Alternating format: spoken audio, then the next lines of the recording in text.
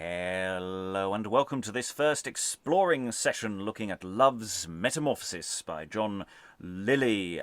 We are dipping into, this is our fifth Lyly, I think. We are going into the final four plays, the final half of his repertoire, which all come about in a same sort of 2-year-ish window of operation. Precise dating for where they go gets a bit more wibbly-wobbly around here, depending on your point of view.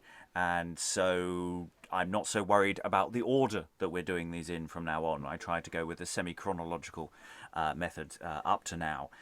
So this play, some people think, goes more towards the end of these 2 years, sort of 1588 to 1590 sort of area. It can't really post-date that in terms of original performance, because that's when Lyly basically loses his boys' company to do plays with. It is possibly revived about 10 years later with another boys' company, the Children of the Chapel. So starts off Children of Paul's and then possibly ends up with the Children of the Chapel in around the 1600. So this play gets about a bit. It's quite a short play. We actually probably, if we did it really quick, could do it in one go. We're doing it over 2 sessions. And we have lots of nymphs. We're all beautiful nymphs today. If we're not nymphs, we're foresters. Or farmers, or other things. So reading today, reading Ramis today is... Steve Longstaff, scholar of early modern drama, based in the north of England. And reading Montanus and a Siren, if we get that far, is... Hi, I'm Tamara. I'm an actor currently based in Germany. Reading Sylvestris and most probably Celia as well is... Hi, I'm Eric and I have a ukulele. And he can be proud of that fact. Reading Nissa, one of the nymphs, is... Lois, I'm a retired academic based in London. Reading Niobe is... Hi, I'm Alan Scott, based in Suffolk. Another nymph there. Reading Eris... Oh, we had it a second ago. Someone say it. I think it's Erisichthon. Erisichthon, that's the one. I'm going to fail every time. Reading that today is... My name's Elizabeth Amisu and I'm an author based in Watford. Reading Fidelia and Cupid today is... Hello, I'm Emma Kemp. I'm an actor and I live in London. Reading Protea today is... Hello, I'm Sarah. I do not have a ukulele, which is a source of great sadness to me now that I think about it. It is. Everyone should have a ukulele, even if you have no idea how to play it. Reading Sirius today is... Hello, I'm Helen Good. I'm a historian in Hull, and to the best of my knowledge, I have never seen a ukulele. And reading Tertina and Petulius is... Leaky Chapel, actor and translator based in Lancaster.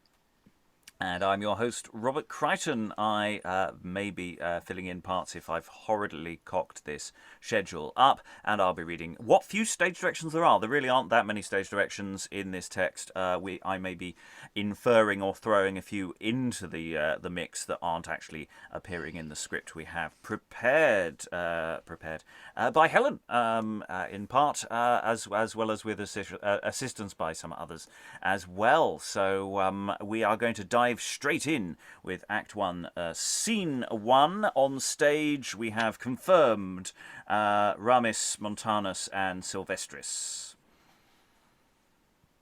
I cannot see Montanus. Why? It is feigned by the poets that love sat upon the chaos and created the world, since in the world there is so little love.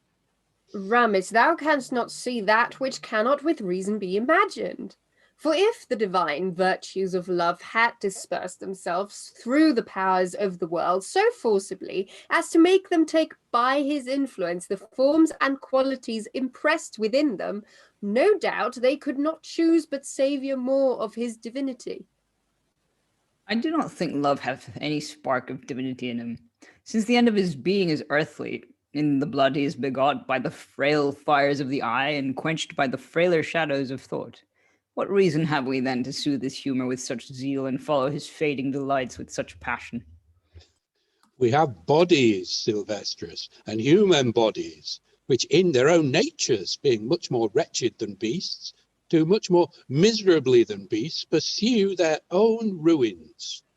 And since it will ask longer labour and study to subdue the powers of our blood to the rule of the soul than to satisfy them with the fruition of our loves, let us be constant in the world's errors and seek our own torments. As good yield indeed submissively and satisfy part of our affections, as be stubborn without ability to resist and enjoy none of them. I am in worst plight, since I love a nymph that mocks love. And I, one that hates love. I, one that thinks herself above love. Let us not dispute whose mistress is most bad, since they all be cruel, nor which of our fortunes be most froward, since they all be desperate. I will hang my scutcheon on this tree in honour of Ceres, and write this verse on the tree in hope of my success. Penelopen ipsam perstis, modo tempore vincis. Penelope will yield at last, continue and conquer. I this. Fructus abest facies cum bona teste caret. Fair faces lose their favours if they admit no lovers. But why studiest thou? And what wilt thou write for thy lady to read? That which necessity maketh me to endure, love, reverence, wisdom, wonder, at rivalem patiente habe. Come, let us every one to our walks. It may be we shall meet them walking. And they exit. So, ladies and gentlemen, we have got a tree. There is a tree on stage. We have in previous Lily sessions discussed the presence or absence of trees, and we do indeed have a tree to hang things on. And we have some people who are having trouble with some issues with love. Thoughts in the room about what's going on here, and any thoughts at this very early stage. We haven't got a prologue for this play. No Lily prologue. I feel somewhat bereft. We just go straight into the action. That's not to say it didn't have one. It's just we don't have one. Stephen, am I right in thinking that the idea is these letters are anonymous? They're just kind of posted up in a sort of wimpy fashion for others to interpret as they will. I don't know. Is this like a throwing money into a wishing well? Just hopes and dreams, or just general woe in public place but anonymized? Well, they seem to be very concerned about the message, but much less concerned that the right person will actually read them, which makes it sound all a bit sort of performative. It's like one of those sort of generalized things people put on social media about, I'm feeling very sad today, but I will give you no context about what I'm feeling sad about. Yeah, exactly. They're just kind of, they're just posting. Absolutely. Alan, then Lois.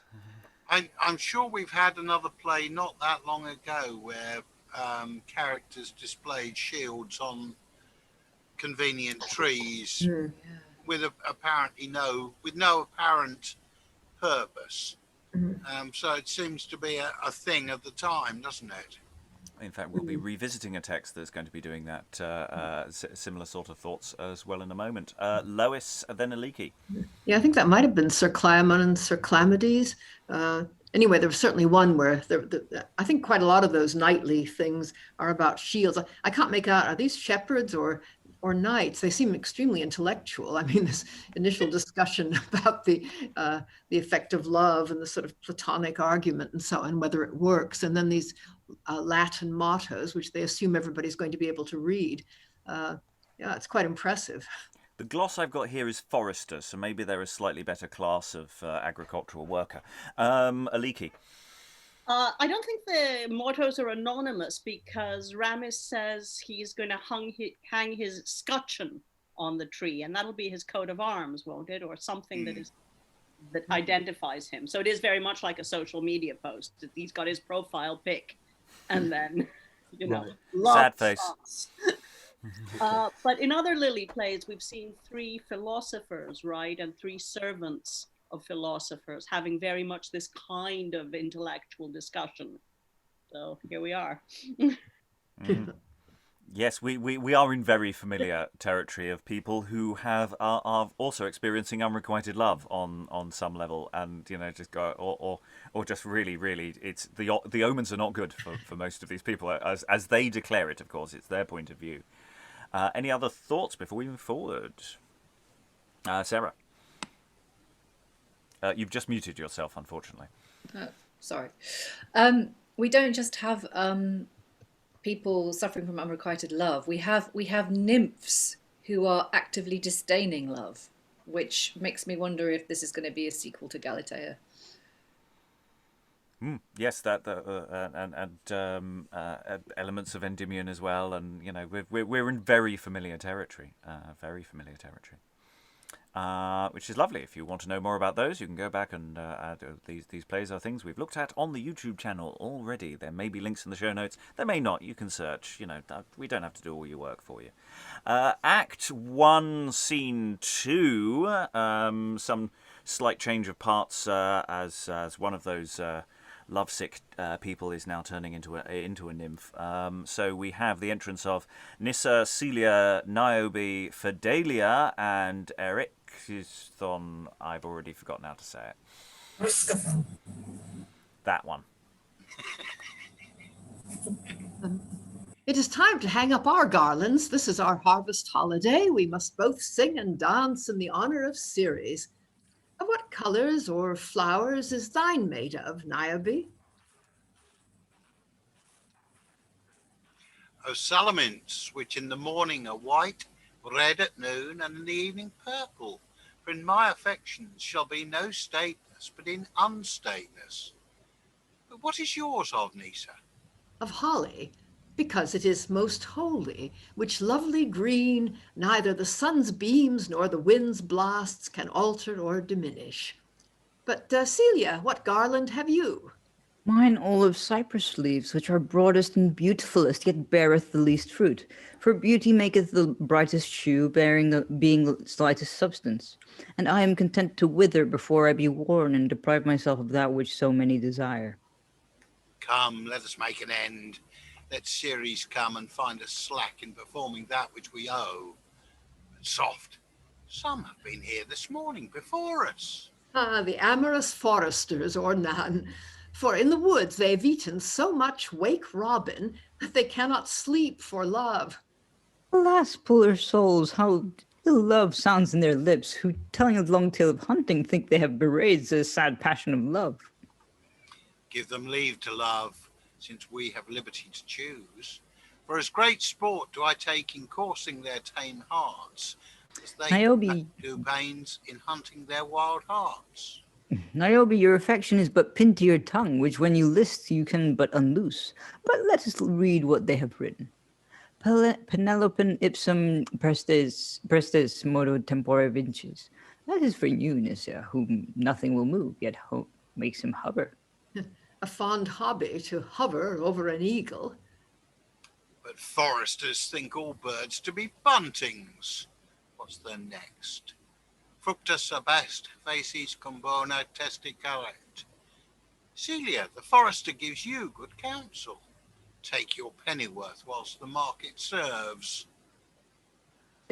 I hope it will be market day till my death day. Let me read too. Rivalum patienter habe. He toucheth you, Niobe, on the quick. Yet you see how patient he is in your constancy. Inconstancy is a vice, which I will not swap for all the virtues. Though I throw one off with my whole hand, I can pull him again with my little finger. Let us encourage them, and write something. If they censure it favourably, we know them fools. If angrily, we will say that they are froward. I will begin. Cedit amor rebus res age tutus eris. Indeed, better to tell stars than be idle, than yet better idle than ill-employed. Mind this. Sat mihi si facies sit bene nota mihi. You care for nothing but a glass. That is, a flatterer. And then all men are glasses. Some glasses are true. No men are. But this is mine. Victoria tecum stabit. Thou givest hope. He is worthy of it. That is patient. Let us sing, and so attend on Ceres. For this day, although into her heart never entered any motion of love, yet usually to the temple of Cupid she offereth 2 white doves, as entreating his favor, and 1 eagle as commanding his power. Precibisque minas regaliter adet. And they sing, but we'll pause briefly mid-scene to deal with some of what's been going on. Niobe, you like to toy with them, don't you? You have fun toying with them. It's interesting how these things are mixing. We've got a lot of Latin dancing in here, and something of an assumption that the audience is going to be able to translate some of this stuff as they go, and that may be creating some problems for. We might need to put some additional glosses into a modern performance. Elizabeth. Rob, it says cantant et saltant. Does that mean they sing and dance? Saltant is actually a jump, isn't it? But I suppose dance, very lively dance. A very energetic dance. Yeah. Yes, sing and dance, yes. So yes, cantant is usually singing, and saltant is yes, that's clearly dancing, yes. So you get all the things relatively early on in the play. We get dancing nymphs because that's what we're here to see. All played by lovely little boys. Okay, not disturbing at all.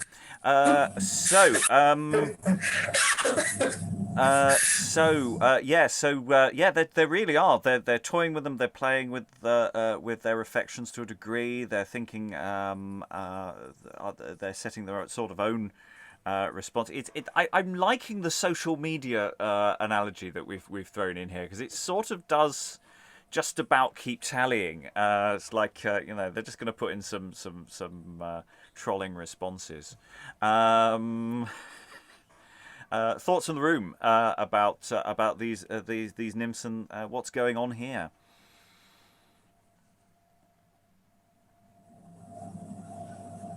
Silence reigns. Elizabeth.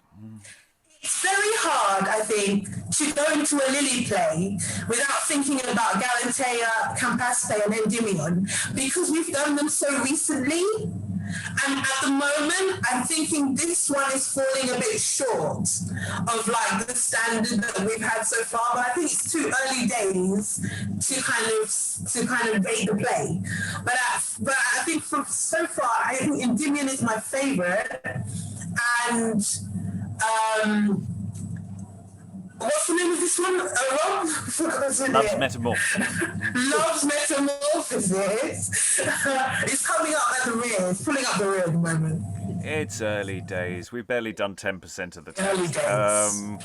And just to point out that we are not sponsored in any way by the Rebels Plays editions of any texts, any advertising you may be seeing on screen. It's entirely coincidental. We have received no funding at all from this particular publishing house. Lois. Yeah.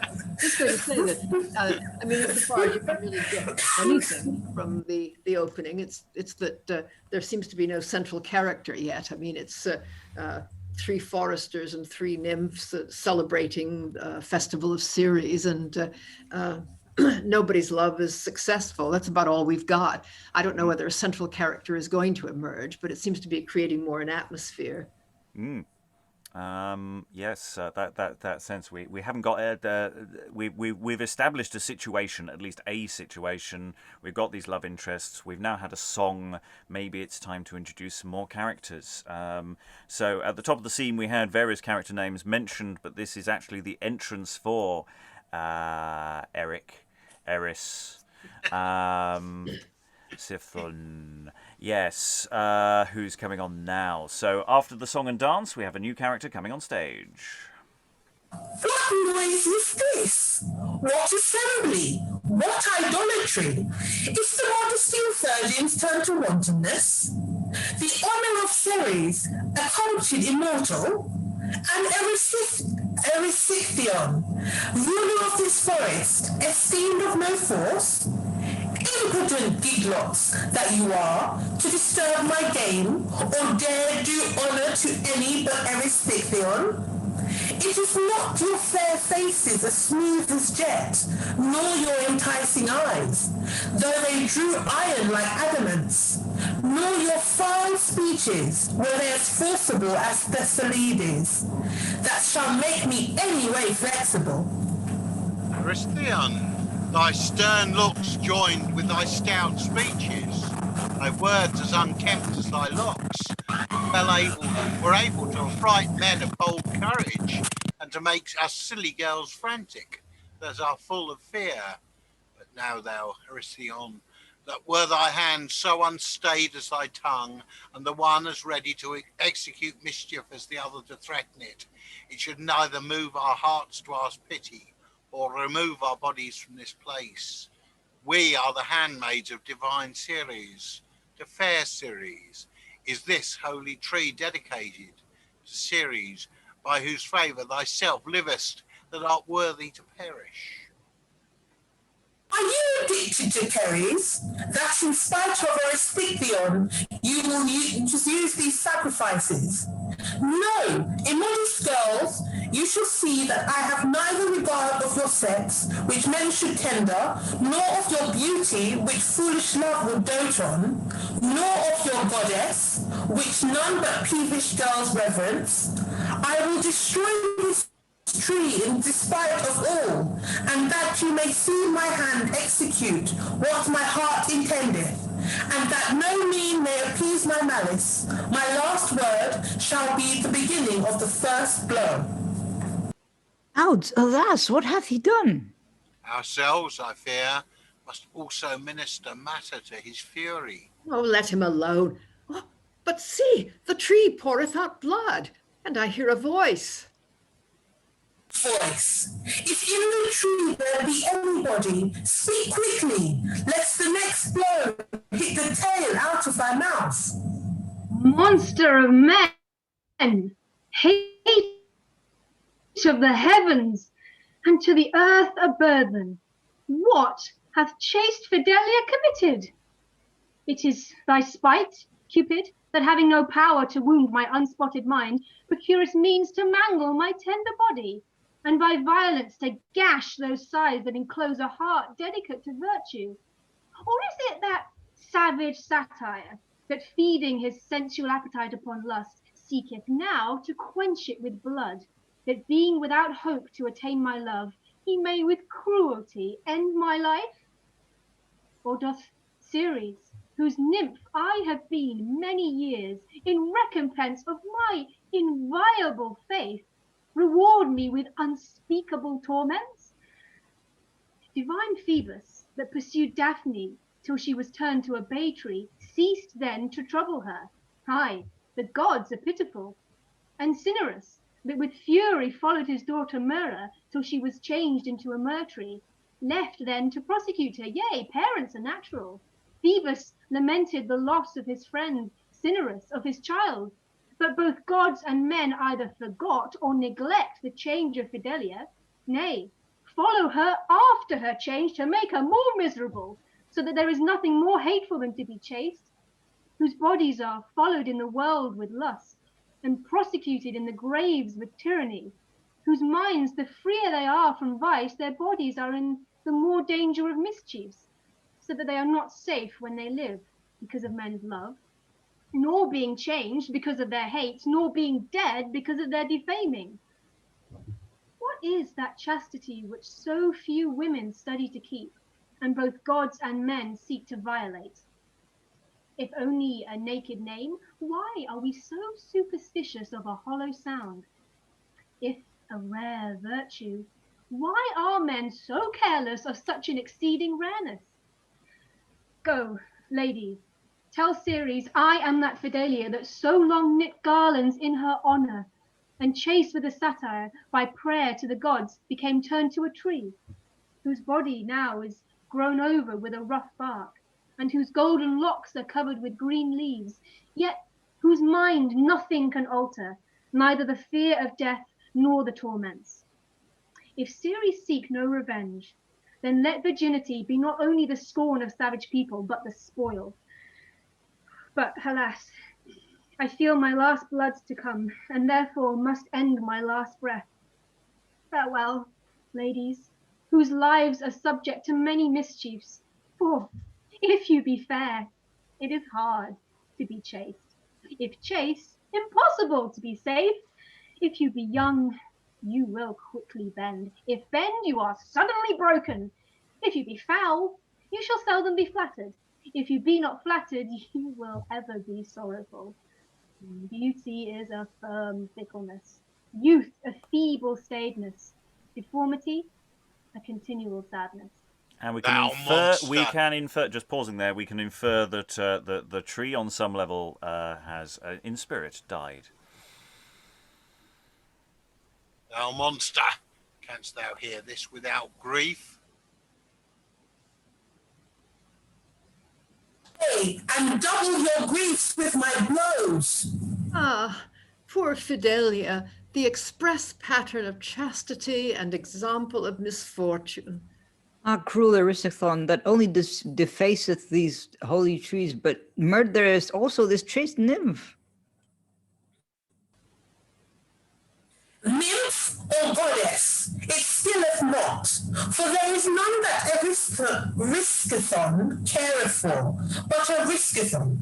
Let Ceres, the lady of your harvest, revenge when she will, nay, when she dares, and tell her this, that I am Aristothon. Thou art none of the gods. No, a contemner of the gods. And hopest thou to escape revenge, being but a man?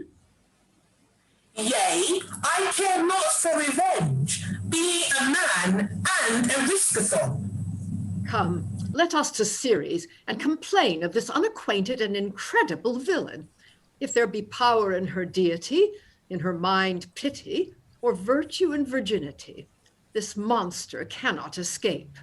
And exeunt and end of the act. Well, that took a sudden turn, didn't it? It was all love and hanging things on tree. Then they kill the tree, blood everywhere, and it's starting to feel like a Studio Ghibli film. You know, it's this. It feels like this is the encroaching oil industry destroying the beauty of nature. It's doing all sorts of other things as well. There's lots of really nice thoughts going into the chat.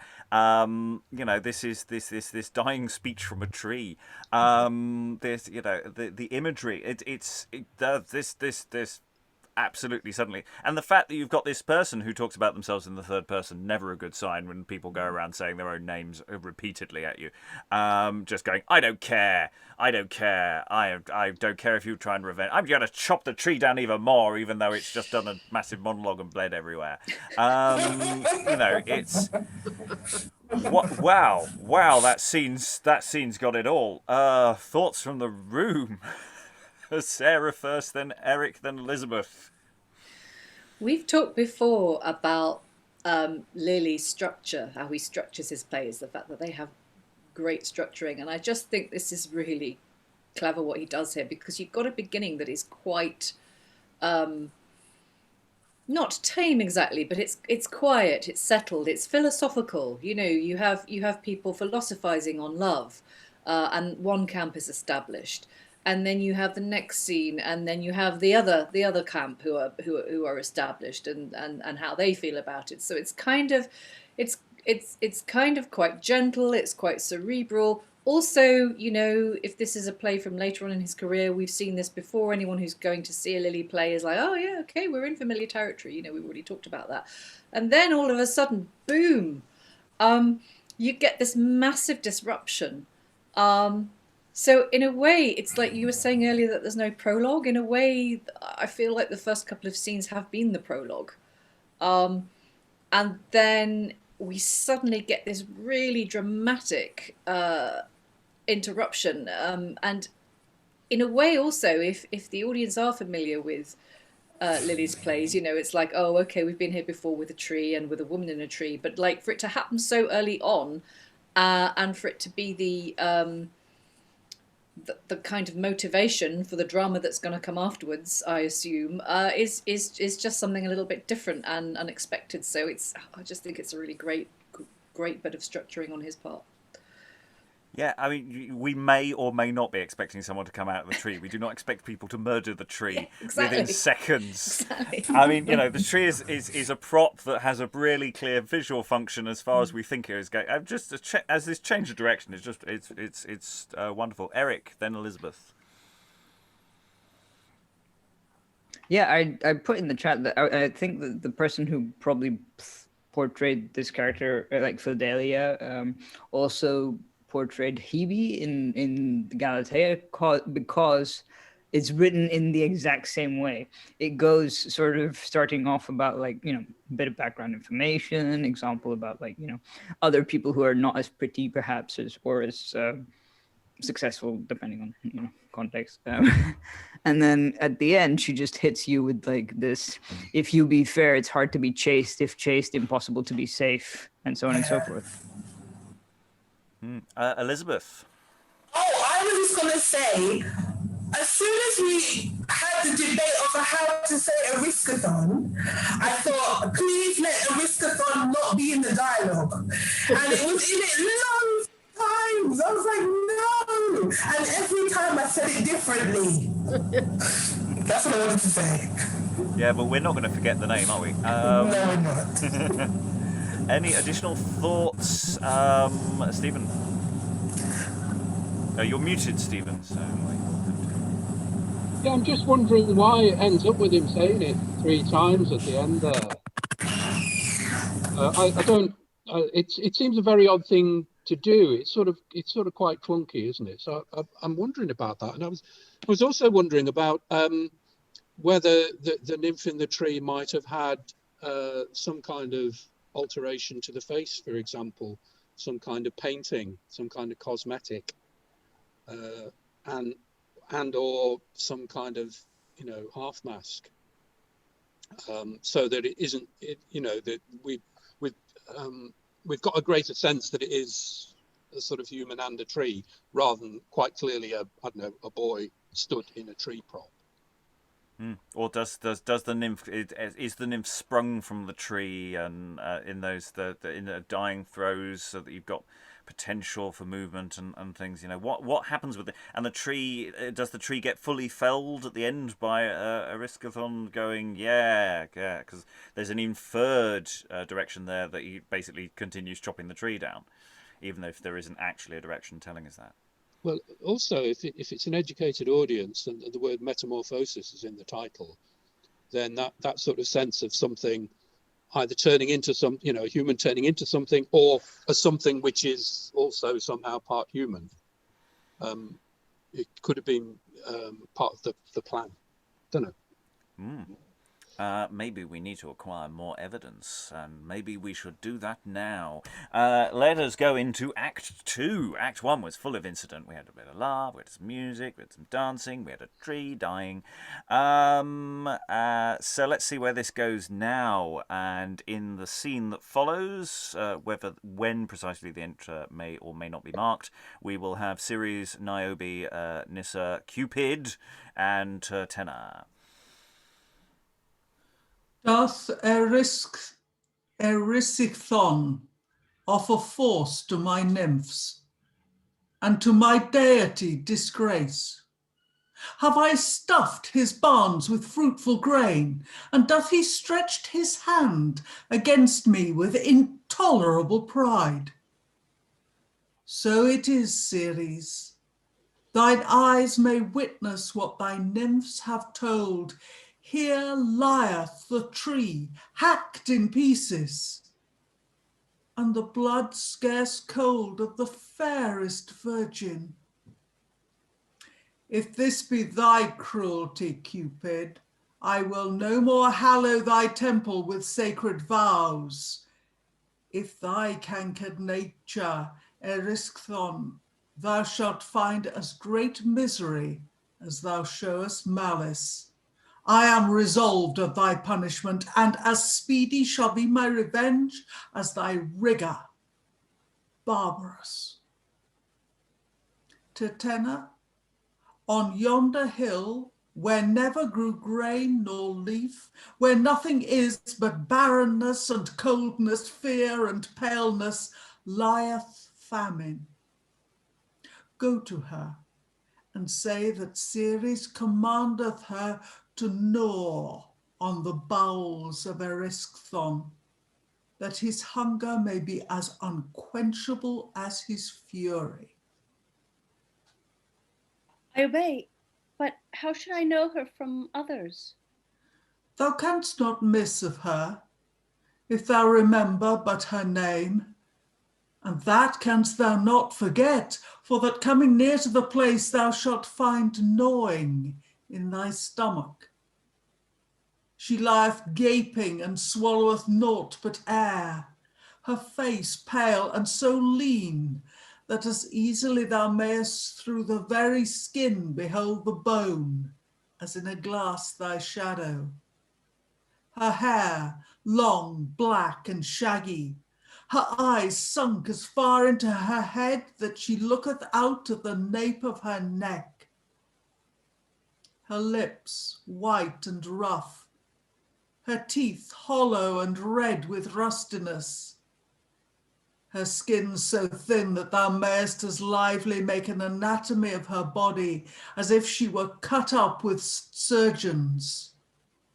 Her maw like a dry bladder, her heart swollen big with wind, and all her bowels like snakes working in her body.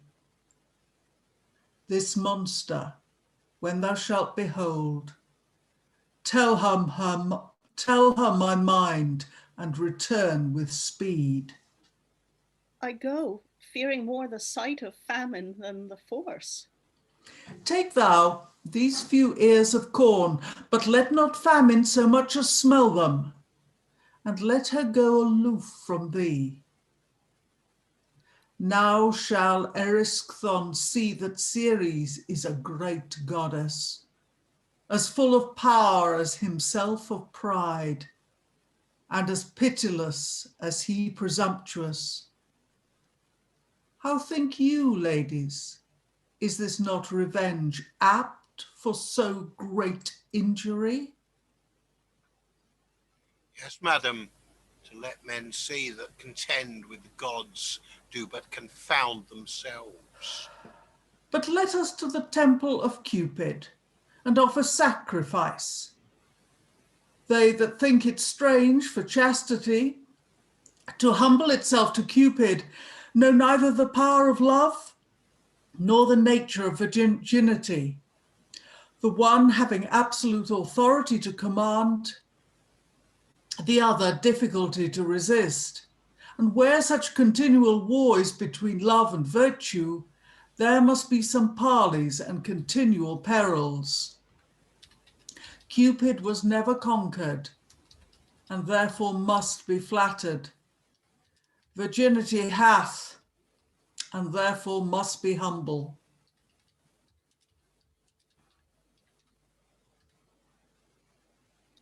Into my heart, madam, there did never enter any motion of love. Those that often say they cannot love, or will not love, certainly they love. Didst thou never see Cupid? No, but I have heard him described at the full, and, as I imagine, foolishly. First, that he should be a god blind and naked, with wings, with bow, with arrows, with firebrands, swimming sometimes in the sea and playing sometimes on the shore, with many other devices which the painters, being the poet's apes, have taken as great pains to shadow as they to lie. Can I think that gods that command all things would go naked? What should he do with wings that knows not where to fly? Or what with arrows that sees not how to aim? The heart is a narrow mark to hit, and rather requireth Argus eyes to take level than a blind boy to shoot at random. If he were fire, the sea would quench these coals, or the flame turn him into cinders. Well, Nisa, thou shalt see him. I fear Niobe hath felt him. Not I, madam. Yet I must confess that oftentimes I've had sweet thoughts, sometimes hard conceits, betwixt both a kind of yielding, I know not what. But certainly I think it is not love. Sigh I can, and find ease in melancholy. Smile I do, and take pleasure in imagination. I feel in myself a pleasing pain, a chill heat, a delicate bitterness. How to term it I know not. Without doubt it may be love. Sure I am it is not hate. Niobe is tender-hearted, whose thoughts are like water, yielding to every tiling and nothing to be seen. Well, let us to Cupid, and take heed that your stubbornness you offend him not, whom by entreaties you ought to follow. Diana's nymphs were as chaste as Ceres' virgins, as fair, as wise. How Cupid tormented them, I had rather thou should hear than feel. But this is truth, that they all yielded to love. Look not scornfully, my nymphs, I say they are yielded to love. This is the temple. Thou, great god Cupid, whom the gods regard and men reverence, let it be lawful for Ceres to offer her sacrifice. Divine Ceres, Cupid accepteth anything that cometh from Ceres, which feedeth my sparrows with ripe corn, my pigeons with wholesome seeds, and honoureth my temple with chaste virgins. Then, love, to thee I bring these white and spotless doves, in token that my heart is as free from any thought of love as these from any blemish, and as clear in virginity as these perfect in whiteness. But that my nymphs may know both thy power and thy laws, and neither err in ignorance nor pride, let me ask some questions to instruct them, that they offend not thee, whom resist they cannot. In virgins, what dost thou chiefest desire? In those that are not in love, reverent thoughts of love. In those that be, faithful vows. What dost thou most hate in virgins? Pride in the beautiful, bitter taunts in the witty, incredulity in all. What may protect my virgins, that they may never love? That they be never idle. Why didst thou so cruelly torment all Diana's nymphs with love? Because they thought it impossible to love. What is the substance of love? Constancy and secrecy. What the signs? Sighs and tears. What the causes? Wit and idleness. What the means? Opportunity and importunity. What the end? Happiness without end.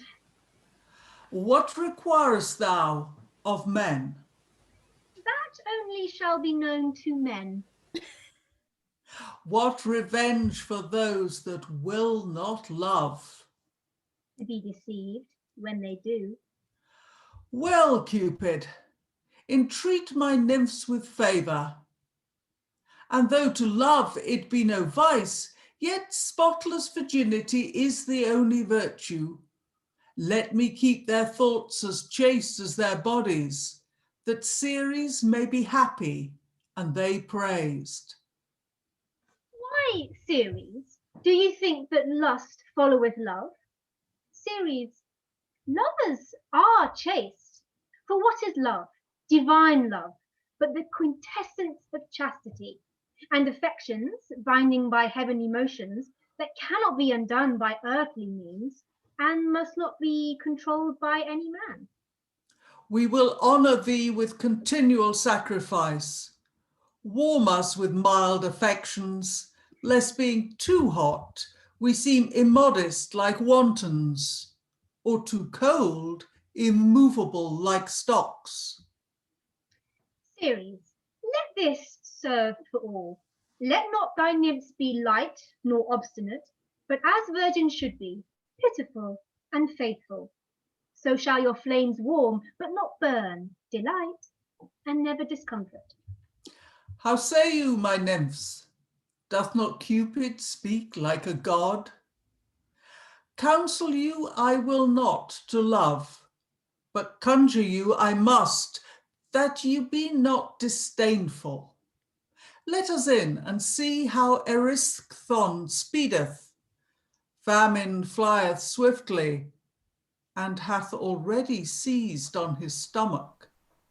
And that's the end of the act. The play moves swiftly. It is not a long play by any stretch of the imagination. So much wonderful stuff here again. I mean, this scene seems to almost roll on from the last one. That Ceres just sort of enters and steps over the dead tree and just goes, what the hell's been going on here?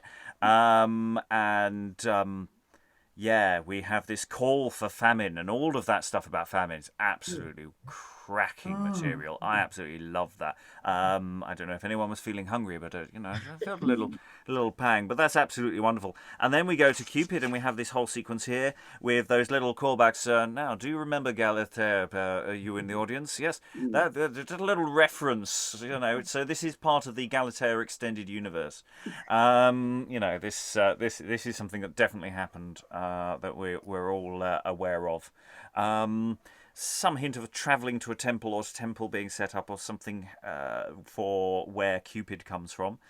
We've got some doves available here. I don't know whether Ceres is carrying them around all the time or whether somebody else brings them on at that moment, as a good nymph should do. Lots of business. Thoughts from the room. So, again, quite a lot happened here, even though it's effectively just one rolling scene. As you could argue that actually the play is just one rolling scene so far. Lois. Yeah, well, it is a beautifully written scene.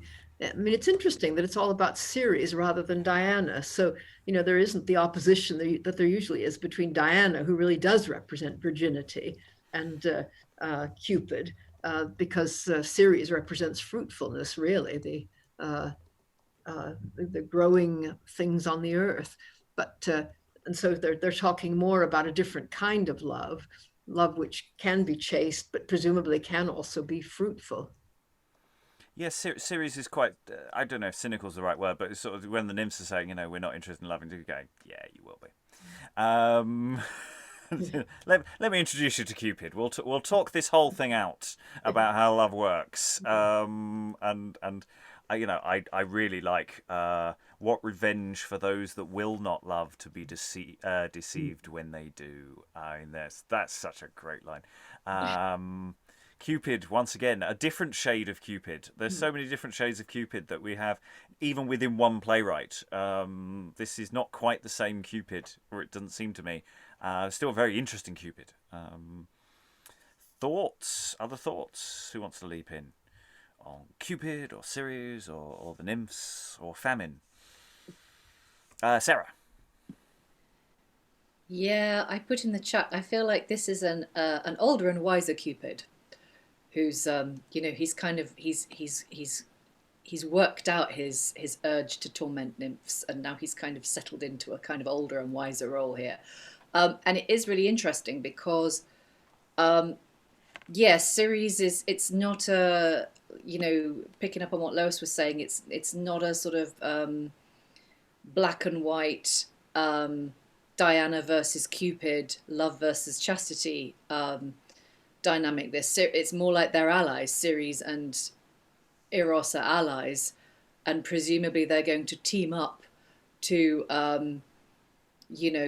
conquer a greater threat. So it's like Avengers Assemble, it's like gods assemble, and I'm assuming Ariskathon, or however you pronounce his name, is going to be on the end of that. But it's like it's in a way it's a really similar plot, and we've actually got like references to Galatea to kind of remind the audience, but then it's like it's moving it on into like a different sort of dynamic. Yeah, and Yeah, I mean, it's that sense of Cupid is being held in some reverence here. Cupid seems to be the as important a god as minor god as we're getting in this play. It's not, whereas in other plays he's very much at the bottom of the food chain. Here, there's pretty much as high as we really go. I don't think I put too much between the Cupid and Ceres, but yeah, bad things happening to Aristothon there, with famine on the way, and I just love that last line: "Famine flieth swiftly," and there's already seen, it's like just news update. Yep, I've just got a text: Famine's found him, and he's quite hungry. So that sense of, even though we've moved away from that part of the narrative for a while, we sort of come back to it. Helen, then Eric. The tree, from Ceres' early speech, that appears to be in splinters, or else a bit of it has been brought as an evidence. Here is Exhibit A, a bit of tree. I mean, the little to and fro between Ceres and Cupid does seem like a bit of a filler. Or is it? Or is it? Fair enough. But no, it does feel like a very much a return to where we thought the play was going at the beginning. I mean, this play is constantly changing direction. So yeah, I think it's a genuine question for the audience to be asking as to where are we going with this. Yeah. I love that idea, Helen. Just the idea that the tree has shattered over the stage. If the prop is able to do that, I quite like that. It's not just that he's cut it down; he's put it through a wood chipper as well. Eric. I was going to say that when Cupid started talking to Ceres and the nymphs, I felt like it was sort of like a snake oil salesman. Just because I think it's just because I've become paranoid about Cupid's role in plays, especially after the previous one.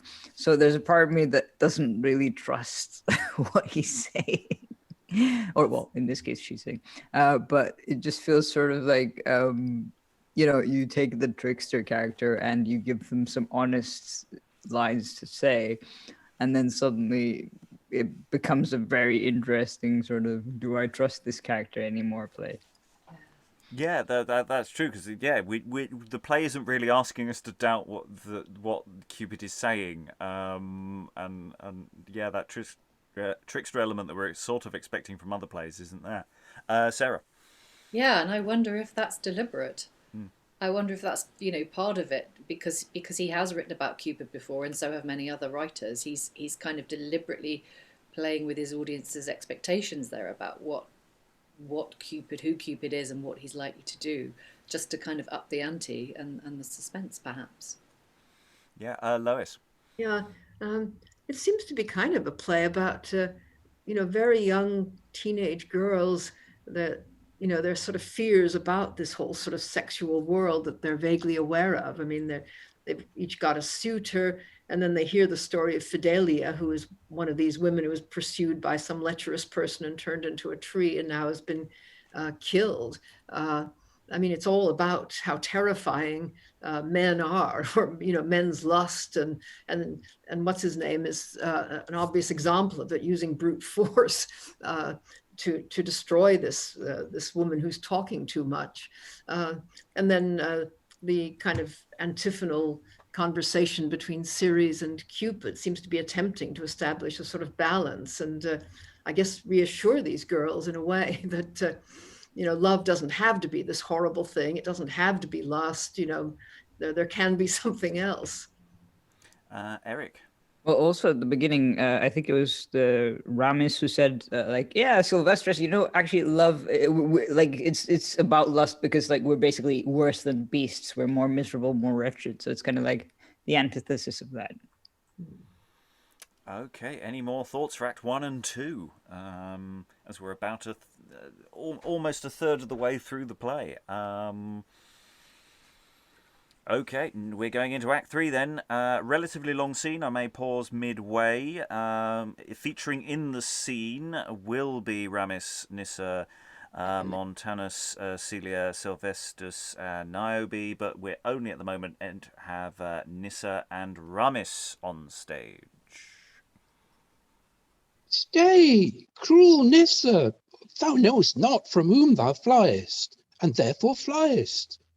I come not to offer violence, but that which is inviolable. My thoughts are as holy as thy vows, and as constant in love as thou in cruelty.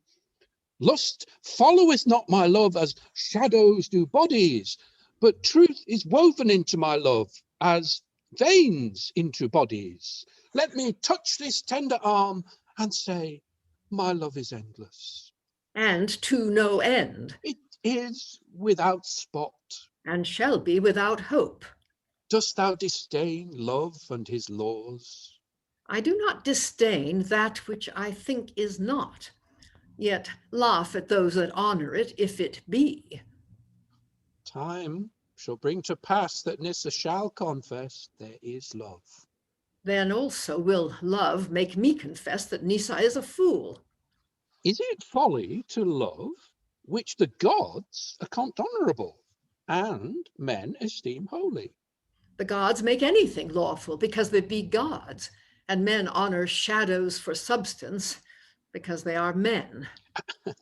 Both gods and men agree that love is a consuming of the heart and restoring a bitter death in a sweet life. Gods do know, and men should, that love is a consuming of wit and restoring of folly, a staring blindness and a blind gazing. Wouldst thou allot me death? No, but discretion. Yield some hope. Hope to despair. Not so long as Nyssa is a woman. Therein, Ramis, you show yourself a man. Why? In flattering yourself that all women will yield. All may? Thou shalt swear that we cannot. I will follow thee, and practice by denials to be patient, or by disdaining die, and so be happy. And exit Ramis and Nyssa. We now have the entrance of Montanus and Celia. Lovers number 2, please. Though thou hast overtaken me in love, yet have I overtaken thee in running. Fair Celia, yield to love, to sweet love. Montanus, thou art mad, that having no breath almost in running so fast, thou wilt yet spend more in speaking so foolishly. Yield to love I cannot, or if I do to thy love, I will not. The fairest wolf chooseth the foulest if he be faithfullest, and he that endureth most grief, not he that hath most beauty. If my thoughts were wolvish, thy hopes might be as thy comparison is beastly. I would thy words were as thy looks are. Lovely. I would thy looks were as thy affection is blind. Fair faces should have smooth hearts. Fresh flowers have crooked roots. Women's beauties will wane, and then no art can make them fair. Men's follies will ever wax, and then what reason can make them wise? To be amiable and not to love is like a painted lady to have colours and no life. To be amorous and not lovely is like a pleasant fool, full of words and no desserts. What call you desserts? What lovely? No lovelier thing than wit, no greater desert than patience. Have not I an excellent wit? If thou think so thyself, thou art an excellent fool. Fool, no, Celia, thou shalt find me as wise as I do the proud, and as little to digest thy taunts as thou to brook my love. I thought, Montanus, that you could not deserve when I told you what it was, patience. Sweet Celia, I will be patient and forget this. Then want you wit, that you can be content to be patient. A hard choice, if I take all well to be a fool, if find fault, then to want patience. The fortune of love and the virtue is neither to have success nor mean. Farewell. Farewell, nay, I will follow, and I know not how it cometh to pass. Disdain increaseth desire, and the further possibility standeth, the nearer approacheth hope. I follow. And they have both now exited. We'll just take a little moment for Eric to swap parts and be the pursuing lover, not the pursued. And so enter Sylvestris and Niobe. Olympus Niobe is ever of the colour of the stone that it sticketh to, and thou ever of his humour thou talkest with. Find you fault that I love? So many. Would you have me like none? Yes, one. Who shall make that choice but myself? Myself. For another to put thoughts into my head were to pull the brains out of my head. Take not measure of my affections, but weigh your own. The oak findeth no fault with the dew, because it also falleth on the bramble. Believe me, Sylvestris, the only way to be mad is to be constant. Poets make their wreaths of laurel, ladies of sundry flowers. Sweet Niobe, a river running into diverse brooks becometh shallow, and a mind divided into sundry affections in the end will have none. What joy can I take in the fortune of my love when I shall know many to have the like favours? Turtles flock by couples and breed both joy and young ones. But bees in swarms and bring forth wax and honey. Why do you covet many that may find sweetness in one?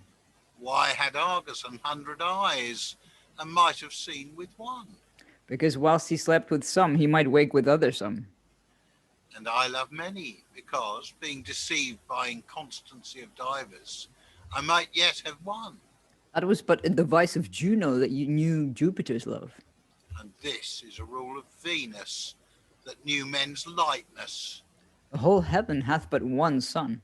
but stars infinite, The rainbow is ever in one compass. but of sundry colours, A woman hath but one heart. but 1,000 thoughts. My lute, though it have many strings, maketh a sweet consent, and a ladle's heart, though it harbour many fancies, should embrace but one love. The strings of my heart are tuned in a contrary key to your lute, and make a sweet harmony in discords, as yours in concord. Why, what strings are in lady's heart, not the bass? There is no bass string in a woman's heart.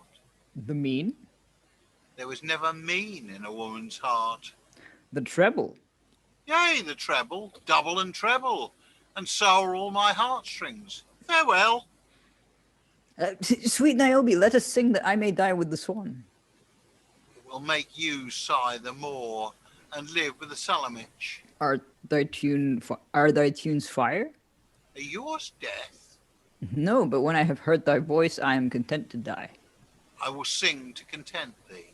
And Niobe sings and then leaves, and there we'll pause. So yes, we have a very schematic scene. One set coming on, doing witty repartee back and forth, and it's three different variations on a theme. Thoughts from the room about... we're not at the end of the scene, technically. Sylvestris is still on stage and is about to be joined by others. Aliki.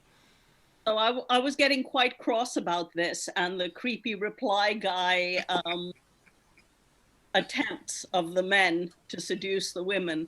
But I feel slightly better with Niobe, who is doing the Ado Annie thing. But they're all so nice. How can a girl choose? Yes, I think there is a danger of or difficulty with the modern audiences. That this is the expected direction of travel for the period, and it is a bit. What's the best way of putting it? There is no saying no to this kind of pursuit at this stage. That doesn't mean that, we don't know how many times they've been pursuing them, of course. We know they've been sort of sighing from afar at the beginning. I don't know how, and they know that they're being pursued on some level, and we've had discussion about whether they were actually going to be actually in love themselves. So whether the play is sprinkling breadcrumbs to mitigate that point. Is another thing. So it's a question largely of how a modern audience would accept this, rather than necessarily really laying it into a Lily for this particular scene. Eric, I think, and did I see Stephen as well? Yeah, I was going to say that having read Celia in the previous bit and then reading Sylvestris, it's just like the witty replies are so like the women's replies are actually really good. It's like why should it's like a sort of fencing match between the two of them, which is kind of interesting. Stephen. Yeah, well, I suppose I'm just going to make the point you two have just made, really, which is my understanding of pastoral is that, you know, nymphs and shepherds just get up to this kind of thing. It's a kind of intransitive activity. You know, it's just what you do. It's not part of a life cycle where it's, you know, precursor to, I don't know, getting married and having kids or something necessarily.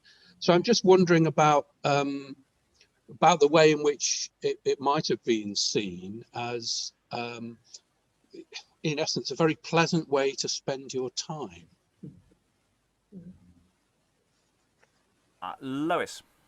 Yeah, these guys are foresters rather than shepherds, and the forester-shepherd contrast comes up in quite a lot of things. I mean, Sidney's Lady of May is all about, I think, a forester and a shepherd who both are in love with this woman who has to choose, and you know, they actually offered Elizabeth the opportunity to decide which of them she ought to take, I mean, the pastoral is mostly about shepherds, but there's so many foresters in the drama of this period, and they are different. I mean, they're hunting an animal, and they're, you know, in many cases going to kill it, and I think that's part of what these nymphs are frightened of. Well, yes, we do have the threat of violence, you know, because we've had the tree at the beginning, you know, so we have had an example. So there is an underlying element to what's going on there, and yes, that's a really good point. You know, that they are foresters, so there's all sorts of possibilities there. I saw Sarah, then Helen. Yeah, I was just going to say that it's kind of it's perhaps a pleasant pastime for the guys, but for the women, it's possibly at best tedious. You know, if they've had to do this many times before. And at worst, as Lois says, you know, if there is this kind of predatory quality to them as huntsmen, in their role as foresters, that yeah, there could actually be something that's more than tedious. Like it could be wearing and draining on a more kind of you know, on a higher stakes level for the women, because they feel, you know, there's always that thing of like, do you reply? Why are they replying? You know, you've got to find the motivation of the characters. Why are they replying? Why don't they just walk away? If they're that bored with these men, why don't they just walk away from them? And it's like, well, perhaps they're not walking away from them because they feel they need to placate them in some way. So that is something that you could throw into the mix of a modern production of this if you so chose. Well, we do have some potential motivations earlier in the text, and we may get more later on as we go. You know, we do know that at least I think it was Niobe was going, I'd rather enjoy playing with their affections and making their lives miserable. So there may be play in that is part of the rest of the narrative. And I say there may be more material coming later on. Helen, then Lois. Two things. One is that Cupid, early on, I think it was Cupid, pointed out that women who do not have men who are interested in them count themselves somewhat deprived. They're miserable if they don't have suitors.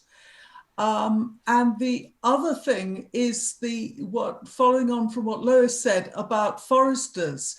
There's the homophones, dear and heart,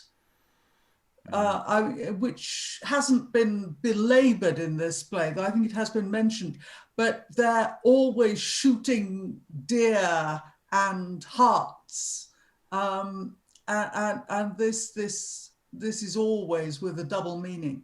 And of course, Cupid is a hunter as well, with bows and arrows too. Lois.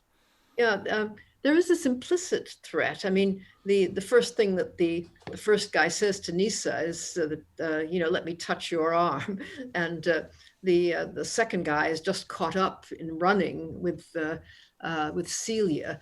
I mean, there is some sense that the dialogue is going on to keep them from doing anything else. Okay, we haven't finished the scene, so let's gather a bit more data before we find out how hungry we are.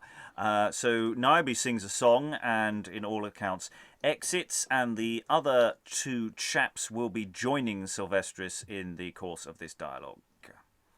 Ah, inconstant Niobe, unhappy Sylvestris, yet had I rather she should love all than none. For now, though I have no certainty, yet do I find a kind of sweetness. Cruel Nissa, born to slaughter men.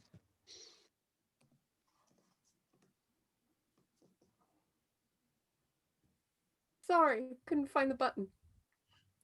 Coy Celia, bred up in scoffs. Wavering yet witty Niobe, but are we all met? Yea, and met withal. Your fortunes be answerable to mine, for I find my mistress immovable. The hope I have is to despair. Mine in pride intolerable, who biddeth me look for no other comfort than contempt.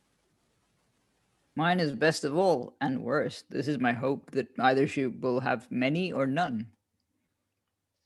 I fear our fortunes cannot thrive, for Erysichthon hath felled down the holy tree of Ceres, which will increase in her choler and in her nymphs cruelty.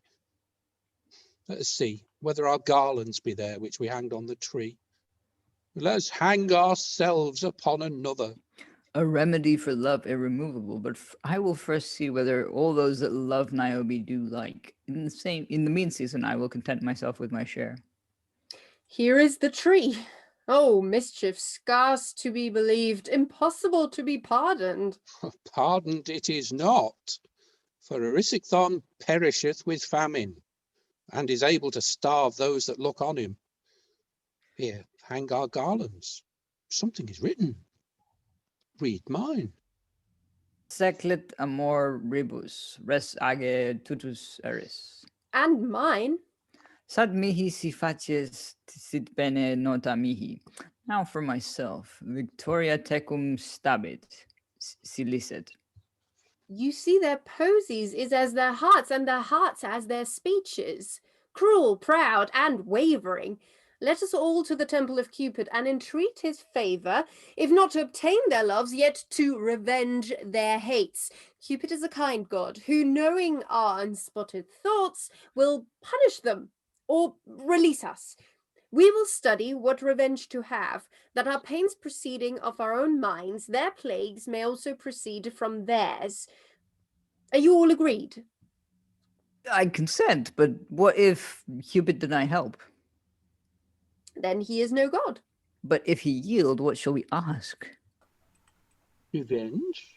Then let us prepare ourselves for Cupid's sacrifice. And they exit. And yeah, this whole thing is still feeling like it's existing on the internet, doesn't it? We are dancing through so many modes that we could present this in. And that really, really does feel like we could do a really interesting, weird internet online thing across slightly different forums, across different platforms, and the way all this works, because we're now getting to revenge, and that brings up all sorts of very unwholesome possibilities. So yes, it's and it also feels very much like the kind of internet chat room where you have teenage or slightly older men sort of just saying this stuff, and yeah, it's a really interesting question of what the play is doing with this, as opposed to just what the characters are doing. Because in that sense, we've encountered these kind of characters, but what is the play saying about these characters in performance terms? So I really want to know where this play is going before I feel like I can make proper comment about what's happening here. But feel free to have a go anyway. Eric. I was going to say that it's interesting how Sylvestris seems to be the one who reading all the Latin. Obviously there seems to be some sort of level difference in education or something. Although they can write Latin, they refuse to read it unless they just want to read. I don't know, maybe it's a bit confused, or they just hand it over and it's like, okay, read this and I will listen. And the fact we've returned to the tree, and this is where earlier we hung all our stuff, and presumably these are all now on the floor, amid the branches, and it's all been with the additions that were added by the nymphs later, and this is such a desolate scene. The whole thing's set above a corpse, basically. I know it's a tree, but it's a corpse. Someone we saw die earlier. This play is doing all sorts of really weird things, and it's fascinating. Other thoughts? We've got at least one more scene we'll do this session. We might do more. Any additional thoughts before we go back to the famine-ridden Lois?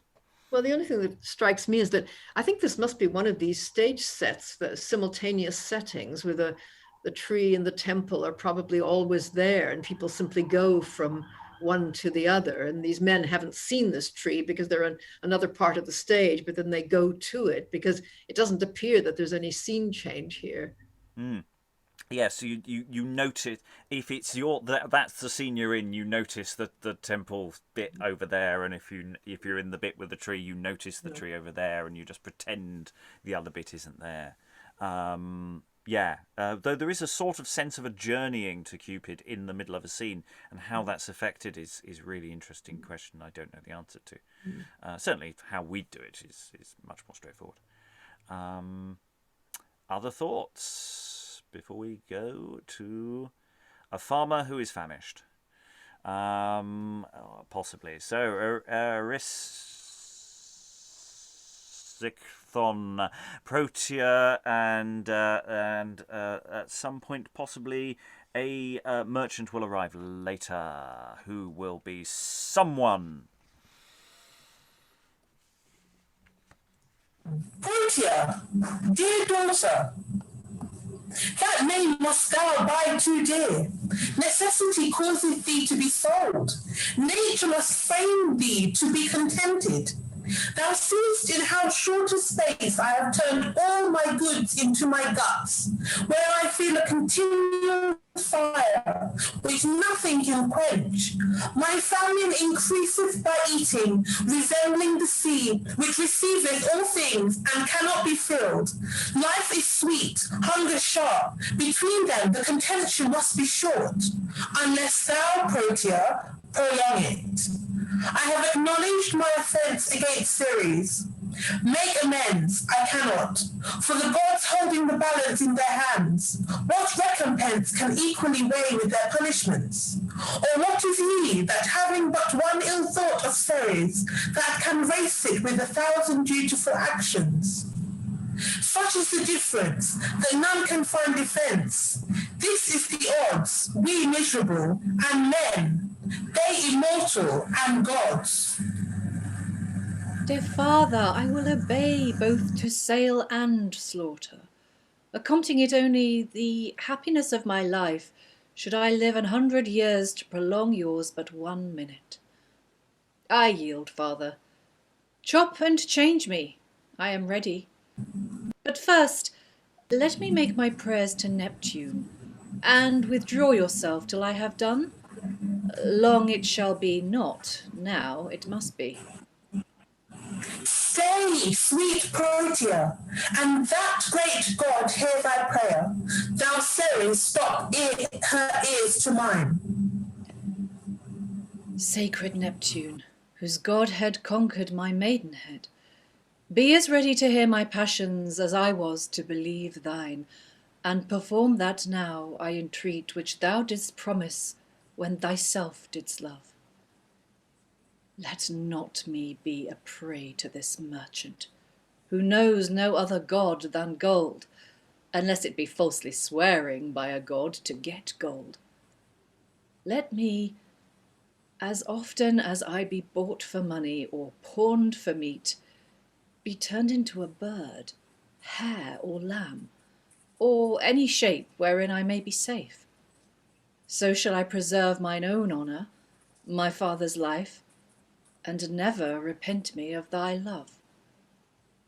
And now bestir thee, for of all men I hate that merchant, who, if he find my beauty worth 1 penny, will put it to use to gain 10, having no religion in his mind, nor word in his mouth, but money. Neptune, here now, or never. Father, I have done. Time, Protea, thou hast done. For lo, the merchant keepeth not only day, but hour. If I had not been here, had I been forfeited? No, Protea, but thy father famished. Here, gentlemen, I am ready with my daughter. Gentlemen? Yea, gentlemen, fair maid. My conditions make me no less. Your conditions indeed brought in your obligations, your usury, your gentry. Why do you judge no merchants, gentlemen? Yes, many, and some no men. You shall be well entreated at my hands. It may. Commanded I will not be. If you be mine by bargain, you shall. Father, hath this merchant also bought my mind? He cannot buy that which cannot be sold. Here is the money. Hear the maid.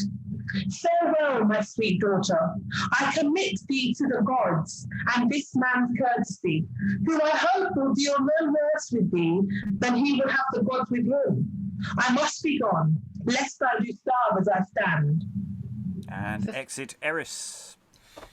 Farewell, dear father. I will not cease continually to pray to Ceres for recovery. You are now mine, Protea. And mine own? In will, not power. In power, if I will. I perceive nettles gently touched sting, but roughly handled make no smart. Yet, roughly handled, nettles are nettles, and a wasp is a wasp, though she lose her sting. But then they do no harm. Nor good. Come with me, and you shall see that merchants know their good as well as gentlemen. Sure I am they have gentlemen's goods. And exit. So, yes, following this famine, Eris is proving what a git he is by selling his daughter. Yeah. Again, did we see that one coming at the beginning of the play? Nope. I mean, this play is doing an awful lot of things. One is really hopeful Lyly can pull this off because he's setting up so many elephant traps for himself further down the line. Sarah Aliki Stephen. I didn't even see this coming at the beginning of the scene. I mean, it was like the nymph in the tree. It just came out of nowhere, and I'm like, whoa! But it's interesting actually because I was really impressed with the nymph in the tree. You know, she came out and it was like she'd been there so long and she was so willing to tell her story, and then he goes and chops her down. She has this moment of agency and then she gets chopped down. And I'm seeing parallels here because Protea is also like, as I was reading, I'm thinking, oh wow, she's good. She's really good. And I'm wondering if she is also going to get chopped down, or maybe that's the expectation he's set up for her with the plot that's come before, and maybe she's going to escape somehow. And, you know, clearly she's been seduced by Neptune in the past, and is he going to come through for her, or, you know, is she going to be left to her fate as well? I just think the way he set this up with this following the earlier scene with Fidelia is really, really clever. Aliki. I'm beginning to think that the play might be on a side that we will appreciate, because as Sarah said, Protea is so good, and that thing, has he bought my mind? That's, whew. Yeah. And that dialogue with the merchant is not unlike the dialogue that the women have had with the foresters. So, the back and forth of it. So I'm holding out hopes for Mr. Lyly here. Oh well, look, Lyly has been very clever in the past. So let's not, is he, leaning into the conventions of his time, or is he doing very clever things with them? And will he pull it off? Stephen, then Elizabeth, then Helen. Kind of the point's already been made, I suppose, but we've immediately been given a context for all that sort of boy versus girl stuff, haven't we? Because we have a similar situation, but it is much more grounded, isn't it? There's a big payoff there in terms of, are we going to get another Ovidian transformation to avoid a terrible fate? But we've also got some, the kind of contemporary moneylender who has put the father into a difficult situation. So I think it's really interesting that there's kind of lively dialogue about what the hell is going on in the previous scene. And this is a kind of layered on top of that, I think, and gives us a context for it. Elizabeth, then Helen. Yeah, I just wanted to second what Aliki said. I think Protea kind of comes out really swinging in this. Even though she's sold, she still has an autonomy as a character that she says, yeah, roughly handled, nettles are nettles, and a wasp is a wasp. So she loses her sting. And I think that there Protea's talking about herself, that even though she's not got power, she's still a wasp, and she's still sharp. And I like that. I just thought it was a really lovely character for a woman to play. Helen. The thing that struck me was here you've got someone who is called a merchant rather than a usurer. But obviously not a character of whom Lyly approves or where he expects the audience to approve, which is very different from some of the other plays we've had. And it is very interesting that here we have the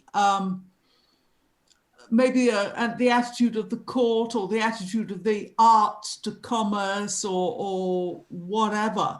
But there is certainly no feeling that the great corporation of merchants are the lifeblood of the nation and the heart of what it is to be English, or any of the other stuff. I find it interesting anyway. Lois, then Sarah, then Eric. Lois, you're muted at the moment. You're still muted at the moment, Lois. Protea obviously thinks he's no better than a usurer. Oh, now I've gone. But she also agrees that she's met merchants who were gentlemen, and she's met some who were not men, even men. So the play is not as totally sort of classist at this point as it might be. I mean, there's a feeling that you could perfectly well have a merchant that you would consider a gentleman. This just doesn't happen to be one. Sarah, sorry. Yes, I wanted to pick up on what Stephen said about this scene suddenly, makes sense of what came before and kind of grounds it more in reality. It also really raises the stakes on what came before, because given what we were saying about, that you could play those previous scenes with a sense of implied threat, if that's what you wanted to do with your production. It's certainly there if you wanted to, pull it out. This then takes that kind of possible implied threat and makes it very, very real, because she has been sold, and she does make a couple of references to herself. She makes a reference to herself as, being meat, being chopped up, and then also very much the reference to the fact that the merchant, if he sees that there's money to be made from the fact that she's beautiful, then he'll use that. So presumably she's assuming that he's going to sell her into prostitution at the very best. That's the very best she can hope for. So like there's it not only is it making it more real, but it's also really, really raising the stakes. It's sort of reflecting this kind of more pastoral, almost theoretical argument slash pastime, and really, really making it a very dangerous and very real situation. Eric, briefly, and Lois and Stephen. I was just going to say that it's interesting how, Erysichthon actually knows his daughter. So, he kind of goes, she goes, Father, has this merchant bought my mind? And he goes, he cannot buy that which cannot be sold. Then the merchant hands him the money and he goes, okay, you can have her. But, it's kind of, I hope you good luck with that, basically. It feels very sort of like, I don't know, shrewish, to mention a play we did last week. Lois. Yeah. I mean, something that's easy to miss is, I think, right at the beginning of her prayer to Neptune, she does say, in fact, she's been Neptune's mistress, hasn't she? I mean, Neptune loved her. So she's rather an interesting character. And her name, anyway, suggests that she's a feminine version of Proteus, who is the sea god who keeps changing his shape all the time. Stephen. Just Sarah's point. It makes me think then back to the role of Ceres and Cupid in the earlier scenes, where they, that sort of ex-Catholic, anything like a catechism drives me nuts. But in a sense, that's a kind of mission statement, isn't it? There's an HR department behind these nymphs, as it were, and Ceres is quite a powerful figure. And if something is going wrong, then perhaps Ceres will want to know about it. But there's a set of rules or parameters there, which at the moment are sort of wholly absent from this particular transaction.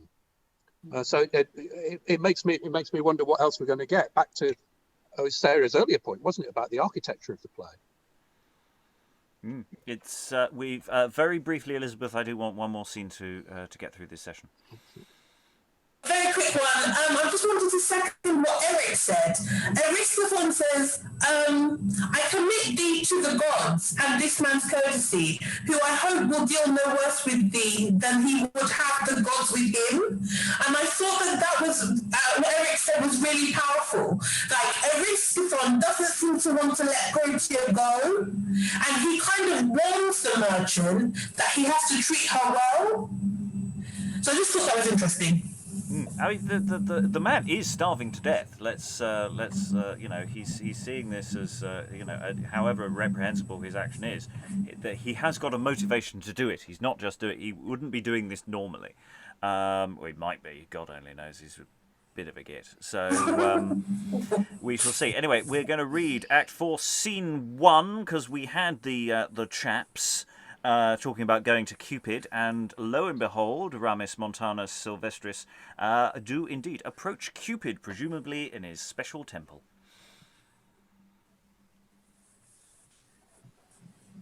This is the temple of our great God. Let us offer the sacrifice. I am ready. And I, Cupid, thou god of love, whose arrows have pierced our hearts, give ear to our plaints. If you come to Cupid, speak boldly. So must lovers. Speak faithfully. So must speeders. These ever-burning lamps are signs of my never-to-be-quenched flames. This bleeding heart, in which yet sticks the whole head of thy golden shaft, is the lively picture of our inward torments. Mine eyes shall bedew thine altars with tears, and my sighs cover thy temple with a dark smoke. Pity poor Ramis. With this distaff I have spun, that my exercises be as womanish as my affections, and so did Hercules. And with this halter I will hang myself, if my fortunes answer not my deserts. And so did Iphis to thee. Divine Cupid, I present not a bleeding, but a bloodless heart. Dried only with sorrow and worn with faithful service, this picture I offer, carved with no other instrument than love. Pity poor Montanus. This fan of swans and turtles' feathers is token of my truth and jealousy. Jealousy without which love is dotage, and with which love is madness. Without the which love is lust, and with which love is folly.